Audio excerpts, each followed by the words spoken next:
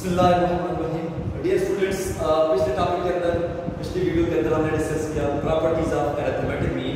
अब हम डिस्कस करने जा रहे हैं अरिथमेटिक मीन की जो दूसरी टाइप है। दूसरी टाइप कौन सी है? Weighted mean. क्या है? Weighted mean.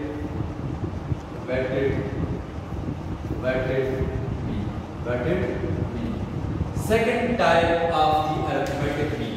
पहले हम डिस्कस कर चुके हैं सिंपल मीन को, अब हम डिस्कस करेंगे वेटेड मीन को।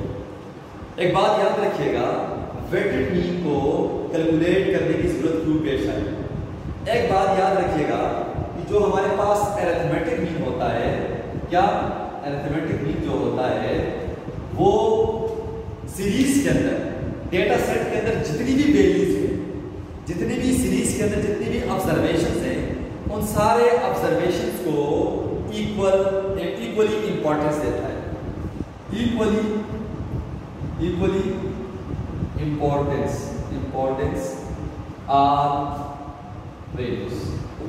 ये अरिथमेटिक मीन क्या करता है? जितनी भी ऑब्जर्वेशंस हैं सीरीज के अंदर या आपके पास डेटा सेट के अंदर जो वैल्यूज हैं, जो आपके पास ऑब्जर्वेशंस हैं, उनको इक्वली इंपॉर्टेंस देता है। लेकिन आपके पास जो डेली लाइफ है उसमें इस किस्म का केस नहीं होगा, बल्कि आपके पास सारे जितने भी आपके पास आइटम्स होंगे उनको आप इक्वली इंपॉर्टेंट नहीं देते, बल्कि कुछ ज्यादा इंपॉर्टेंट होते हैं दूसरों के मुकाबले में, कुछ ज्यादा इंपॉर्टेंट होते हैं दूसरों के मुकाबले में। फॉर एग्जाम्पल, मैं आपको एग्जाम्पल के जरिए आपको बताता हूँ। फॉर एग्जाम्पल, हमारे पास 1 kg sugar, 1 kg salt, 1 kg T. तीन किस्म के आपके पास आइटम्स हैं, शुगर, साल्ट, टी। अब इन तीनों की प्राइसेस 1 kg के लिए इक्वल तो नहीं है ना, इक्वल नहीं है। सिमिलर इसी तरह एक दूसरी एग्जांपल, फॉर एग्जांपल एक दूसरी एग्जांपल है कि आपके पास 3 सब्जेक्ट्स हैं, इंग्लिश, मैथ्स एंड उर्दू। अब ये तीनों सब्जेक्ट्स इक्वली डिफिकल्ट नहीं है। मतलब ये है, शायद मैथ्स ज्यादा डिफिकल्ट है इंग्लिश से और इंग्लिश ज्यादा डिफिकल्ट है उर्दू से। इसी तरह 1 kg sugar, 1 kg salt, 1 kg tea, इन तीनों के जो प्राइसेस हैं, क्या प्राइसेस, वो सेम नहीं है। और इन तीनों सब्जेक्ट्स जो हैं ये इक्वली डिफिकल्ट नहीं है। तो इस किस्म के जो केसेस हैं उनमें इनको इक्वली इंपॉर्टेंट बनाने के लिए हम क्या करते हैं? न्यूमेरिकली वैल्यूज असाइन करते हैं।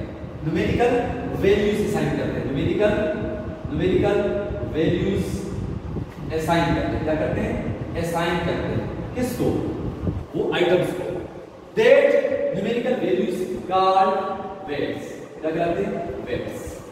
उन वेट्स को असाइन करने के बाद हमारे पास वो आइटम्स इक्वली इंपॉर्टेंट बन जाते हैं। अब यहाँ पे मकसद क्या है? हमारे पास जो वेरिएबल होगा और उसके जो वेट होंगे, वेरिएबल को हमेशा क्या लिखते हैं? x लिखते हैं, वेट को क्या लिखते हैं? w लिखते हैं। इन दोनों को क्या फाइंड करते हैं आप? प्रोडक्ट फाइंड करते हैं। प्रोडक्ट फाइंड करने के बाद उसका सम लेते हैं। सम लेने के बाद उन वेट्स के सम पर क्या करते हैं? डिवाइड करते हैं। तो क्या बनता है आपके पास? Weighted mean. क्या बनता है? Weighted mean. x bar subscript में क्या लिखेंगे? w। इसका मतलब क्या है? इस सिंबल का मतलब क्या है? Weighted mean.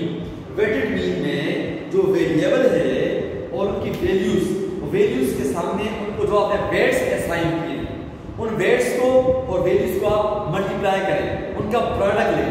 प्रोडक्ट लेने के बाद उनका सम लें। सम लेने के बाद उनके वेट्स के सम पर डिवाइड करें, तो वेटेड मीन बन जाता है। क्या बन जाता है? Weighted mean. हम बाकायदा इसका फार्मूला लिखते हैं। वेटेड मीन का फार्मूला आपके सामने लिखते हैं। वेटेड मीन का फार्मूला क्या है? वेटेड मीन का फार्मूला क्या है? वेटेड मीन का फार्मूला वेटेड मीन जैसे लिखते हैं आप x बार c यानी x बार w। तो क्या लिखते हैं आप कि आपके पास वैल्यूज, आपके पास वैल्यू है x1 वेट w1, x2 उसका weight w2 up to xn उसका weight wn divide by w1 plus w2 plus up to wn। तो अब इसको अगर हम समेशन फॉर्म में लिखें तो क्या लिखेंगे, x बार w क्या लिखेंगे, इसको क्या लिखेंगे, summation I goes to n xi wi divided by summation I goes to n और wi। ये जो आपके पास फार्मूला है, this formula is for weighted mean. These are the values and their weights. When weights are assigned to the, when numerical values are assigned to the values, यानी कि वो जब आप assign करते हैं values, numerical values, their values are called weights। उन weights की वजह से आपके पास data equally important हो जाता है, यानी कि आपके पास equally important हो जाता है। तो this formula is called, this formula is for weighted mean, for weighted mean। अब हम एग्जांपल करते हैं weighted mean के लिए, इसके लिए एक एग्जांपल करते हैं weighted mean के लिए। इन फार्मूलों को आपने याद रखना है।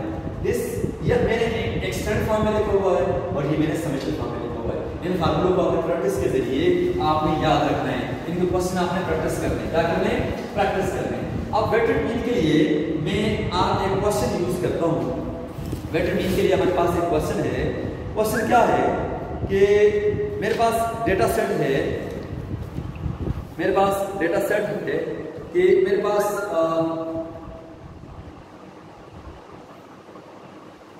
यूनिवर्सिटी क्या है, एक एग्जांपल है आपको मेरे पास है university,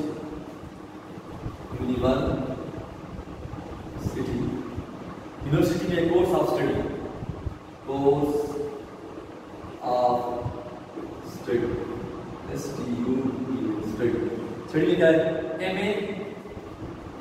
A MCom, BA. BCom, BA. BCom,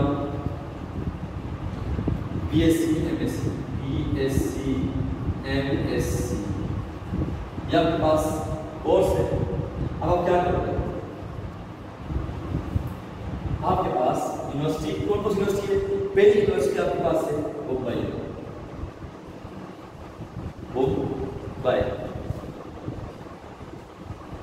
percentage of pass, percentage of pass और साथ में number of students, percentage of pass, number of students, number of students. अच्छा, अगला आपके पास है Kolkata,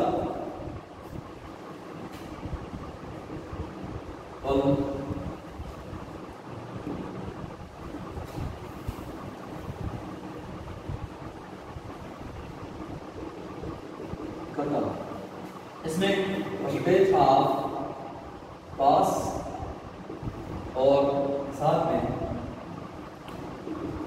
number of students, number of students, ये हमारी डेटा सेट है। ठीक है जी, ये आपके पास यूनिवर्सिटी है, मुंबई यूनिवर्सिटी, कोलकाता यूनिवर्सिटी। अच्छा, कोर्स ऑफ स्टडी जो स्टडी कर रहे हैं बच्चे, MA, MCom, BA, BCom, BSc, MSc. Percentage आप पास करने की परसेंटेज है वो है 71, 83, 73, 83, 73, 74, 65, 74, 65 एंड 66। इसके बाद जो स्टूडेंट्स हैं एमए में स्टूडेंट्स कितने, 3, 4, 5, 2, 3, 5, 2, 3 एंड 3। इसी तरह हमारे पास कोलकाता, उसके अंदर 82, 76, 73, 76, 65 एंड 60। नंबर ऑफ स्टूडेंट कितने भाई, 2, 3, 6, 7, 2, 3, 6, 7, 3, 7। अब यहाँ पर यह बात बेटा है, क्या कह रहा है, फाइंड वेटेड मीन। अब यहाँ पे हमारे पास ये जो परसेंटेज ऑफ पास है, ये क्या आपके पास x है, क्या है, x है। नंबर ऑफ स्टूडेंट्स के आपके पास वेट है, ये आपके पास क्या है x, ये क्या है वेट है। तो इसको यहाँ पे वेटेड मीन को फाइंड करने का आसान तरीका ये है कि आप एक न्यू टेबल बनाएंगे। उस टेबल के अंदर आपके पास x होगा, w होगा और साथ में जो फार्मूले के अंदर आपको चाहिए वो चीजें होंगी। इस तरह यहाँ पे इसको मिटाता हूँ तो मैं यहाँ पे वेटेड मीन पहले इसके लिए फाइंड करता हूँ, फिर इसके लिए फाइंड करता हूँ। तो पहले मैं यूं करता हूँ कि इसके लिए फाइंड करता हूँ। अब मुंबई, अब यहाँ पे जो फार्मूला है वेटेड मीन का वो क्या है, x bar w summation w x divide by summation. अब ये फार्मूले की तरफ अगर आप जाएं तो पहले हम वेटेड मीन फाइंड करेंगे मुंबई के लिए, फिर वेटेड मीन फाइंड करेंगे कोलकाता के लिए। अब वेटेड मीन फॉर मुंबई क्या होगा, फार्मूले के अंदर हमें क्या चाहिए w x और नीचे क्या चाहिए समेशन w। इसके अंदर भी हम w multiply by x find करेंगे और इसके अंदर भी हम w multiply by x find करेंगे। तो दो कॉलम बनेंगे हमारे पास। एक कॉलम होगा w ज़रब x किसके लिए, मुंबई के लिए। दूसरा होगा w ज़रब x किसके लिए, कोलकाता के लिए। ये किसका, मुंबई का, ये किसका, कोलकाता का। ठीक है। अब यहाँ पे w ज़रब x पहले मुंबई के लिए 3 ज़रब 71, 3 ज़रब 71, फिर 4 ज़रब 83, 5 मल्टीप्लाई बाय 73, फिर 12 ज़रब 74, फिर 3 ज़रब 65, फिर 3 ज़रब 66। ये तो आपने मल्टीप्लिकेशन ताकि मल्टीप्लिकेशन करने के बाद आप इस वापस फार्मूले की तरफ आए तो आप इसका सम भी चाहिए। तो यहाँ पे लिखेंगे समेशन w x। अब इसको मल्टीप्लाई करने के बाद सम करेंगे। मल्टीप्लाई करने के बाद आप इसको क्या करेंगे, सम करेंगे। सम किया, मल्टीप्लाई करने के बाद आपने सम किया तो 1451 और जो इस वेट का जो बनता है आपके पास समेशन w वो बनता है आपके पास 20। क्या बनता है 20 मुंबई के। इसी तरह हम आते हैं कोलकाता की तरफ। Weight 2 multiply by 82, 3 multiply by 76, 6 multiply by 73, 7 multiply by 76, 3 multiply by 65 and 7 multiply by 60। ये कोलकाता की। अब इससे क्या लेंगे, सम लेंगे। इसके सम कितना बनता है, कैलकुलेशन करने के बाद इसका सम बनता है 1977। ये कोलकाता और ये मुंबई के लिए wx for Mumbai, wx for Kolkata. ये हमने क्यों फाइंड किए, क्योंकि हमारे पास फार्मूले के अंदर इसको फाइंड करने की जरूरत है। नीचे क्या हमारे पास समेशन w, इसका समेशन w कितना है आपके पास 20 और इसका समेशन w आएगा कितना होगा हमारे पास 21। इसे कितना है 21। अब याद रखिएगा, अब इन सारे समेशंस को आप याद रखें, हम फार्मूले के अंदर पुट करते हैं। इसके अंदर पुट करते हैं, फार्मूले के अंदर पुट करते हैं। पहला वेटेड मीन किसका होगा, मुंबई का। तो वेटेड मीन किसका,